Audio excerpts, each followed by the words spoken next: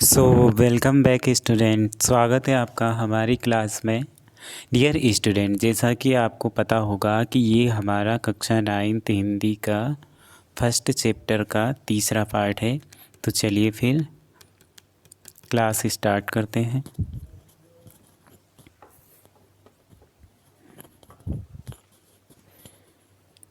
तो क्या हुआ था, प्रातःकाल दोनों मित्र कहाँ बंद थे? कांजी हाउस में, कांजी हाउस में बंद थे दोनों मित्र। अब कांजी हाउस क्या होता है? मवेशी खाने को हम क्या कहते हैं? कांजी हाउस। ठीक है, जिसमें जानवर बंद किए जाते हैं, क्या कहते हैं उसे? कांजी हाउस। ठीक है, तो प्रातःकाल दोनों मित्र कांजी हाउस में बंद कर दिए गए थे। दोनों मित्रों को जीवन में पहली बार ऐसा साबिका पड़ा कि सारा दिन बीत गया। मतलब ऐसा पहली बार हुआ कि सारा दिन बीत गया और खाने को एक दिन का भी नहीं मिला।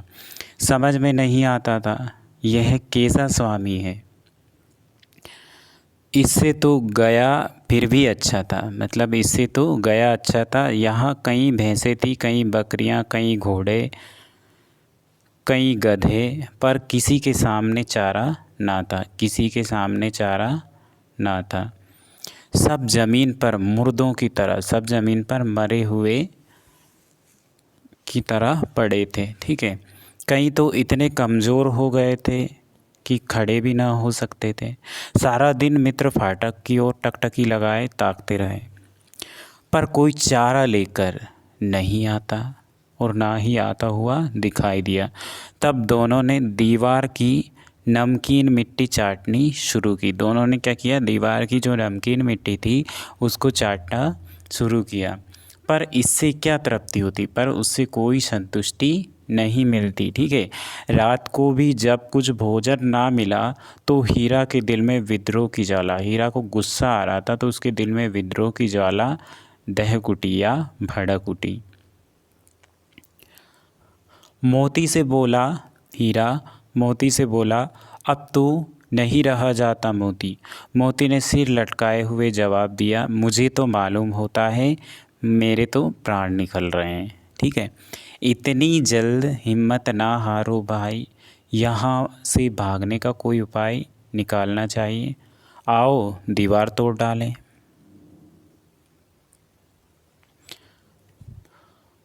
मुझसे तो अब कुछ नहीं होगा, मेरी हालत ख़राब है, मुझसे तो अब कुछ नहीं होगा और आप दीवार तोड़ने की बात कर रहे हैं। बस इसी बूते पर अकड़ते थे, सारी अकड़ निकल गई, बस हो गया काम।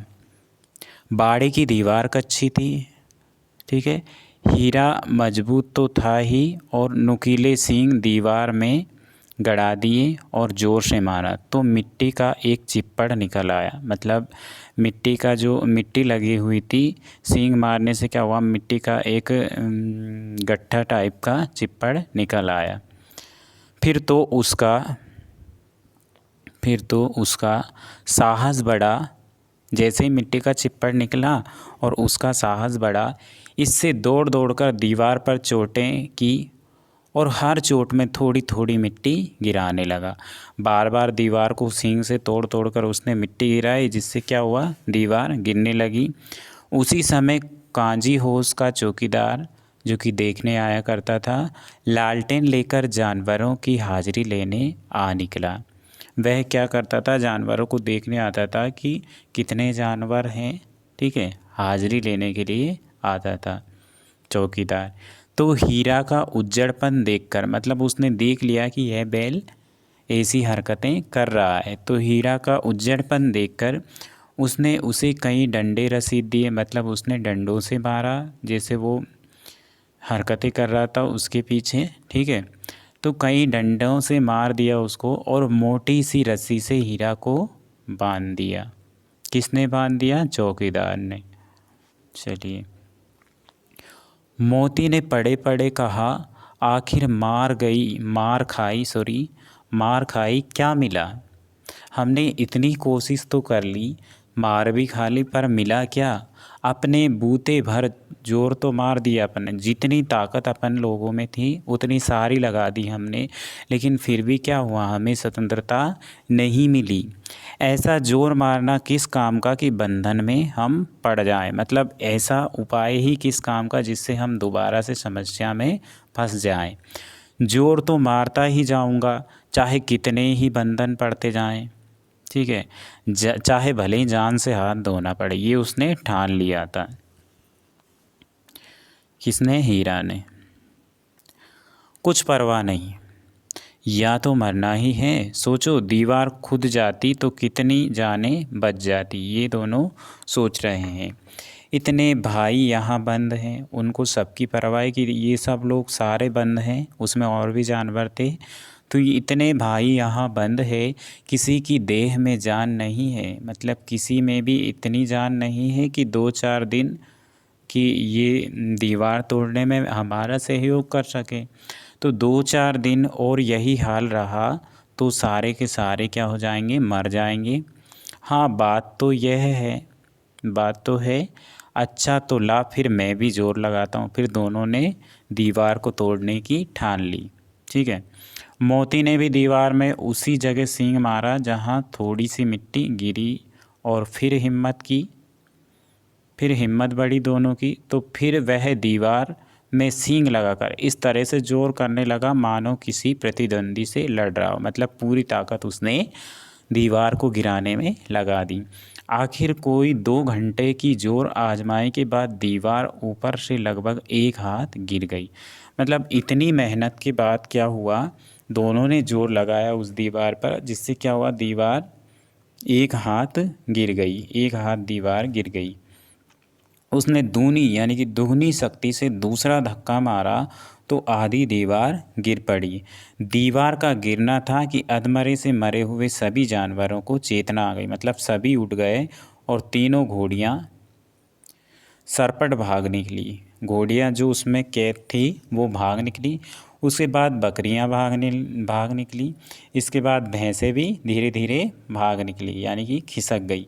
पर गधे अभी भी ज्यों के त्यों खड़े थे। गधे क्यों खड़े थे, अब ये आगे समझेंगे हम। गधे अभी भी वैसे के वैसे खड़े थे। सारे जानवर, बकरियां भाग गई, भैंसें भाग गई, घोड़ियां भाग गई, लेकिन गधे अभी भी ज्यों के त्यों खड़े थे। अब गधे क्या सोच रहे हैं ये पढ़ेंगे अपन आगे। तो हीरा ने पूछा, तुम दोनों क्यों नहीं भाग जाते, आप दोनों क्यों खड़े हो, आप क्यों नहीं भाग जाते, ये हीरा का क्वेश्चन था। ठीक है, तो एक गधे ने कहा, जो कहीं फिर पकड़ लिए जाए तो क्या हर्ज है, अभी तो भागने का अवसर है ना, तो पकड़े जाएंगे तो क्या होगा, अभी अगर समय मिल रहा है तो भाग तो सकते हैं ना। ठीक है, हमें तो डर लगता है हम यहीं पड़े रहेंगे। आधी रात से ऊपर जा चुकी थी। दोनों गधे अभी तक खड़े सोच रहे थे कि भागें या ना भागें, भागें या ना भागें, दोनों गधे सोच रहे थे।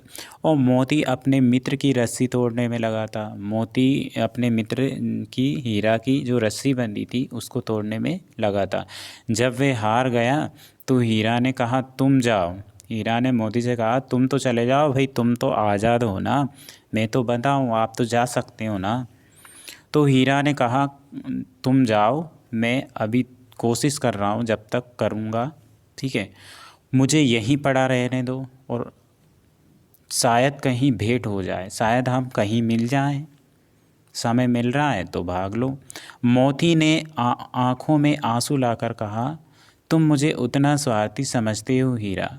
मोती ने कहा, हीरा जितना तुम मुझे स्वार्थी समझते हो मैं उतना स्वार्थी नहीं हूँ। मतलब उसका कहने का मतलब है कि जब तुम्हें इस समस्या में देखकर मैं कैसे जा सकता हूँ भला, जब हम दोनों कई दिनों से साथ हैं, साथ रहते थे, साथ खाते थे, साथ मौज मस्ती करते थे, लेकिन अब मैं तुम्हें छोड़कर कैसे जा सकता हूँ। ठीक है, चलिए। और तुम इतने दिनों से एक साथ रहे हैं, इतने दिनों से हम एक साथ रहे हैं, और जब आज तुम विपत्ति में या समस्या में पड़ गए तो मैं तुम्हें छोड़कर अलग हो जाऊं, ये आप सोच भी कैसे रहे हो। हीरा ने कहा, बहुत मार पड़ेगी, लोग समझ जाएंगे कि ये तुम्हारी ही शरारत है। मोती गर्व से बोला, जिस अपराध के लिए तुम्हारे गले में बंधन पड़ा, उसके लिए अगर मुझ पर मार पड़े तो क्या चिंता। इसे कहते हैं प्रेम। इतना तो हो ही गया कि 9-10 प्राणियों की जान बच गई।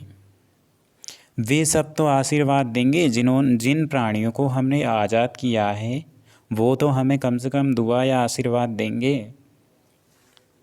यह कहते हुए मोती ने दोनों गधों को सींग से मार मार कर, दोनों गधों को, गधे तो भाई वहीं पड़े रहते अभी भी, तो मोती ने क्या किया, दोनों गधों को सींग से मार मार कर बाड़े के बाहर निकाला और तब अपने बंधु के पास आकर खड़ा हो गया, तब अपने मित्र के पास खड़ा हो गया। दोनों गधों को बाहर निकाल कर, अब वो तो गधे थे तो मार मार के तो बाहर निकले, उन्होंने सोचा कहीं मालिक आ जाएगा तो दोबारा से कैद कर देगा, इनके चक्कर में हम और दोबारा से पकड़े जाएंगे। इस सोच में गधे बाहर नहीं निकले। ठीक है, सारे जानवर निकल गए लेकिन गधे अभी भी वहीं डले थे। तो मोती ने उनको सींग मार मार कर उनको घर से बाहर निकाल दिया, उस बाड़े से। सॉरी। भोर होते ही मुंशी और चौकीदार, जैसे ही भोर हुई, सुबह हुई, होते ही मुंशी और चौकीदार, अन्य कर्मचारियों में ऐसी खलबली मच गई, मतलब हलचल हो गई सभी में, कि इसके लिखने की ज़रूरत नहीं है। मतलब इतनी तेज़ हलचल हुई कि इसको लिखने की ज़रूरत नहीं है, आप समझ सकते हो। बस इतना ही काफ़ी है कि मोती की खूब मरम्मत हुई, मतलब मोती को खूब पीटा होगा। उसे भी मोटी रस्सी से बांध दिया। मोती तो आज़ाद था, उसे भी क्या किया, मोटी रस्सी से बांध दिया। और सारा डाउट किसके ऊपर गया, मोती के ऊपर, कि इसने ही इनको छोड़ा होगा। ठीक है, तो 1 सप्ताह तक दोनों मित्र वहीं बंधे पड़े रहे। किसी ने चारे का एक तिनका भी ना डाला, बिना चारे पानी के उनको बांधे रखा। ठीक है, और उनको न एक तिनका भी नहीं डाला। हाँ, एक बार पानी दिखा दिया जाता था, यही उनका आधार था। वे लोग यही चाहते थे। दोनों इतने दुर्बल हो गए, दोनों दुबले हो गए, बिल्कुल दोनों इतने दुबले हो गए कि उनसे उठा तक जाता नहीं था। ठठरियाँ निकल आई थी, मतलब उनके पेट के हिस्से से जो हड्डियाँ दिखने लगी थी। ठीक है, ठठरियाँ निकल आई थी। एक दिन बाड़े के सामने डुग्गी बजने लगी और दोपहर होते होते वहाँ 50-60 आदमी जमा हो गए। डुग्गी बजती है ना, तब लोगों को इकट्ठा करने के लिए डुग्गी बजाई जाती थी। ठीक है, तो वहाँ पे क्या हुआ, 50-60 आदमी जमा हो गए। तब दोनों मित्र निकाले गए, उनकी देखभाल होने लगी। लोग आ आकर उनकी सूरत देखते और मन फीका करके चले जाते। ऐसे मरे हुए बैलों को कौन खरीदेगा भाई, मतलब उनको बेचने के लिए लाया गया, तो ऐसे मरे हुए मृतक बैलों को कौन खरीदेगा। सहसा अचानक से एक डडियल आदमी आया। ठीक है, जिसकी आंखें लाल लाल थी। मुद्रा, मतलब उसकी मुख मुद्रा अत्यंत कठोर आया और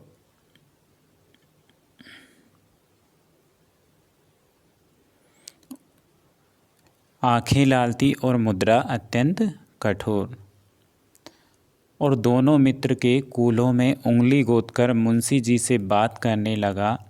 उसका चेहरा देखकर अंतर्ज्ञान से दोनों मित्रों का दिल काँप उठा कि भाई ये अचानक से कौन आके हमारे हाथ लगाने लगा। ठीक है, वह कौन है और उन्हें क्यों टटोल रहा है भाई। ऐसा, हम तो इतने दुबले पतले हैं कि भाई ऐसा इंसान कौन है जो हमें खरीदने के लिए आ गया है। इस विषय में उन्हें कोई संदेह ना हुआ। दोनों ने एक दूसरे को भीत नेत्रों से देखा, अंदर की दृष्टि से दोनों ने बात की और सिर झुका लिया। भाई अब जो होगा सो देखा जाएगा। अब अपन वैसे भी यहाँ तो कुछ भी खाने को नहीं मिल रहा है, तो ऐसी परिस्थिति में हम क्या कर सकते हैं, अब जो होगा सो देखा जाएगा। हीरा ने कहा, गया के घर से निकल के भागे थे, नाहक भागे, अब जान ना बचेगी। अब ये जो व्यक्ति है ये तो शायद हमें मार ही डालेगा। गया के घर से कम बच तो गए थे हम। मोती ने अश्रद्धा के भाव से उत्तर दिया। मोती को विश्वास नहीं था, उसने अश्रद्धा के भाव से उत्तर दिया, भगवान सबके ऊपर दया करते हैं, उन्हें हमारे ऊपर क्यों दया नहीं आती। मोती का कहना है कि अगर भगवान सबके ऊपर दया करते हैं तो हमें ऐसी परिस्थिति में देखकर भी उनको दया नहीं आती। भगवान के लिए हमारा मरना जीना दोनों बराबर है। चलो अच्छा ही है, कुछ दिन उसके पास तो रहेंगे। एक बार भगवान ने उस लड़की के रूप में हमें बचाया, क्या अब ना बचाएंगे। उनको ईश्वर पर विश्वास था, क्योंकि जब उस समय जब वे गया के वहाँ गए थे तब उस लड़की ने उनकी मदद की, उनको खाना खिलाया, उनको रोटियां दी। तो उस लड़की के रूप को वो भगवान का रूप दे रहे हैं, ठीक है। तो अब यही सोच रहे हैं कि अगर हमें ये व्यक्ति भी ले जाएगा तो इस व्यक्ति के घर भी भगवान कहीं ना कहीं किसी न किसी रूप में हमारी मदद ज़रूर करेंगे। यह आदमी छुरी चलाएगा, देख लेना। दूसरा बैल बोल रहा है ये आदमी पक्का छुरी चलाएगा, यानी कि हमें मारेगा पीटेगा, पता नहीं कैसे कैसे रखेगा। तो क्या चिंता है, मांस खाल सींग हड्डी सब किसी न किसी काम तो आ जाएंगे। नीलाम होना यानी बिक जाने के बाद दोनों मित्र उस डडियल के साथ चले। दोनों की बोटी बोटी कांप रही थी, दोनों ऐसे डर रहे थे कि पता नहीं ये क्या करेगा। बस बेचारे पाँव ना उठा सकते थे, मतलब इनको इतना भय था कि उनके पैर भी नहीं उठ पा रहे थे, पर भय के मारे गिरते पड़ते भाग जाते, क्योंकि वह जरा भी चाल धीमी हो जाने पर जोर से डंडा जमा देता था। और थोड़े बहुत ही मंदे पड़े बैल तो उनमें डंडा जमा देता था। राह में गाय बैलों का एक रेवड़ हरे हरे हार में चरता नजर आया। गाय और बैलों का रास्ते में जब वो उनको लाया जा रहा था तब गाय और बैलों का एक झुंड हरा भरा घास था, उसमें चरते नजर आए। सभी जानवर प्रसन्न थे, वहाँ के सभी जानवर खुश थे और चिकने, एकदम चिकने चपल दुरुस्त, मतलब कोई उछलता था तो कोई आनंद से बैठा पागुर करता था, मतलब उछल कूद करते थे, ठीक है। कितना सुखी जीवन था इनका, पर कितने स्वार्थी हैं सब, मतलब उन सभी जानवरों की बोल रहे हैं कि सारे कितने स्वार्थी हैं। सब हंसी से मज़े से खेल कूद रहे हैं, उछल रहे हैं, लेकिन किसी को किसी की चिंता नहीं की। उनके दो भाई वादिक के हाथ पड़े कैसे दुखी हैं, वह ये भी नहीं सोच रहे हैं कि ये दोनों किस तरह से दुखी हैं। सहसा दोनों को ऐसा मालूम हुआ, अचानक से दोनों को ऐसा मालूम हुआ कि यह परिचित रहा है, मतलब जिस रास्ते से उन दोनों बैलों को लाया जा रहा था उनको ऐसा लगा कि ये रास्ता हमने पहले कहीं देखा है, अर्थात ये हमारी परिचित रहा है। हाँ, इसी रास्ते से गया उन्हें ले गया था, मतलब गया जो व्यक्ति था वो इसी रास्ते से उन्हें ले गया था। वही खेत दिखने लगे उन्हें, वही बाग दिखने लगे, वही गांव मिलने लगे, मतलब पूरा का पूरा जो पहले जहां वह आते जाते थे वही उनको दिखने लगा, ठीक है। प्रतिक्षण मतलब हर एक पल उनकी चाल तेज होने लगी। अब जैसे ही उनका गांव आने लगा तो उनकी चाल में तीव्रता आने लगी। सारी थकान, जितनी भी थकान थी, सारी दुर्बलता, जितनी भी कमजोरी थी, सारी गायब हो गई। आह, यह लो अपना ही घर आ गया। अपना ही घर, घर है ये, हाँ गलत लिखा है, अपना ही घर आ गया। इसी कुएं पर हम पुर चलाने, पुर जो होती है उसको चलाने आया करते थे, यही कुआं है। मोती ने कहा हमारा नागीच आ गया। मोती ने कहा हमारा घर आ गया। हीरा बोला भगवान की दया है, मैं तो अब घर घर भागता हूँ। यह जाने देगा तभी तो भाग सकते हैं हम। तो दूसरा बोल रहा है मैं मार गिराता हूँ। नहीं नहीं, दौड़कर थान पर चलो। थान जहाँ पे बैल बांधे जाते थे, ठीक है, वहाँ पे उनको चारा पानी की व्यवस्था की जाती थी। तो दोनों ने कहा नहीं नहीं, दौड़कर थान पर चलो, वहाँ से हम आगे ना जाएंगे, वहाँ तक तो चलो, उससे आगे फिर अपन नहीं जाएंगे। दोनों उन्मत्त होकर मतलब मस्त होकर दोनों बछड़ों की भांति कुलेल करते हुए, खेलते कूदते हुए, मनोरंजन करते हुए, उछलते कूदते हुए घर की ओर दौड़े। वह हमारा थान है। दोनों दौड़कर अपने थान पर आए और खड़े हो गए। दड़ियल भी पीछे पीछे दौड़ा चला आता था। झूरी द्वार पर बैठा था। झूरी कौन है? झूरी जो जिसने पहले बैलों को गया के पास भेजा था। ठीक है। झूरी द्वार पर बैठा धूप खा रहा था। झूरी धूप ले रहा था। बैलों को देखते ही दौड़ा और उन्हें बारी बारी से गले लगाने लगा। मित्रों की आंखों से आनंद के आंसू बहने लगे। दोनों मित्रों की आंखों से आनंद के आंसू बहने लगे। एक झूरी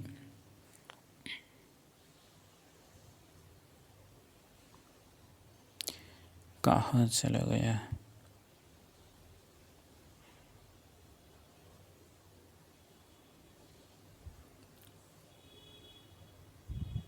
सॉरी।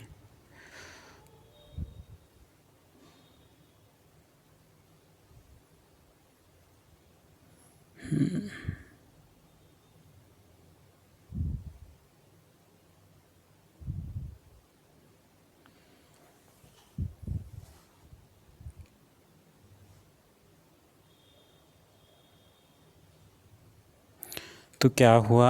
एक झूरी का हाथ चाट रहा था। एक बैल क्या कर रहा था? झूरी का हाथ चाट रहा था। डडेल ने जाकर बैलों की रस्सियां पकड़ ली।